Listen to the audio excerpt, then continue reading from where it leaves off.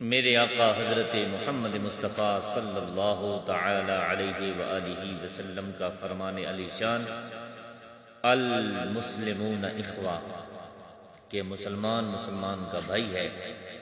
तो करीम आका सल्लल्लाहु अलैहि व आलिहि वसल्लम के फरमान के मुताबिक कि मुसलमान मुसलमान का भाई है, तो ये लाजमी नहीं है कि जो खूनी भाई है, एक वालदा का जिसने दूध पिया है, वो एक दूसरे का भाई है, या उसका ख़ानदान एक है, उसका रिश्ता एक है। ये लाजमी नहीं है।